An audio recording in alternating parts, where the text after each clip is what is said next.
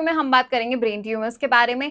कौन सी important images हैं जो तुम्हारे एग्जाम में आती हैं और जो तुम्हें याद रखनी चाहिए, और कौन से कीवर्ड्स हैं जिससे तुम वो केस डायग्नोस कर पाओगे। ब्रेन ट्यूमर्स का क्वेश्चन हर एग्जाम में आता है, चाहे वो नीट पीजी का एग्जाम हो, आईनाइट सेट का एग्जाम हो, या फिर एफएमजी का एग्जाम हो। सो जो ब्रेन ट्यूमर्स है उसको हमने दो भाग में डिवाइड किया है। First one is adult and second one is children.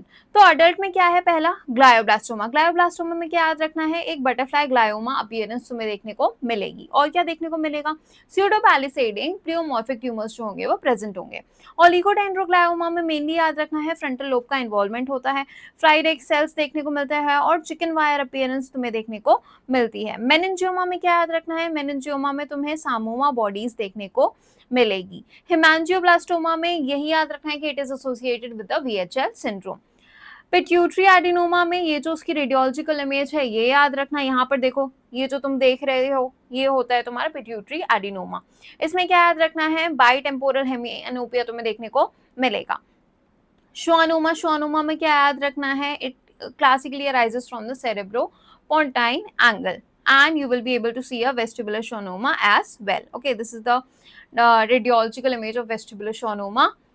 Next, Friday का अपीयरेंस और कहाँ का देखी जाती है, ओलिगोडेंड्रोग्लायोमा में देखी जाएगी, हेरी सेल ल्यूकेमिया में देखी जाएगी, सेमिनोमा में देखी जाएगी, माइकोप्लाज्मा एंड मेलेजिया फरफर में देखी जाएगी। चाइल्डहुड ब्रेन ट्यूमर्स जो तुम्हें याद रखने हैं, पहला है पाइलोसाइटिक एस्ट्रोसाइटोमा। ये इमेज जो है याद रखना, it is the most common primary brain tumour in children. Okay, next you will be able to see a corkscrew fibre.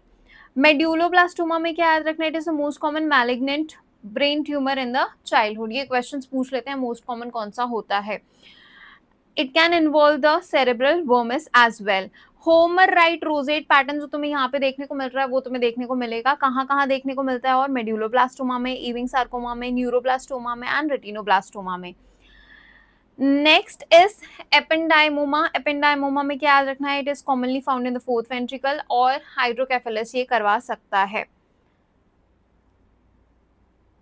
क्रेनियोफैरेंजियोमा की ये वाली जो रेडियोलॉजिकल इमेज है ये याद रखना, क्रेनियोफैरेंजियोमा में it is the most common childhood supratentorial tumour. Okay, and you have the involvement of rat की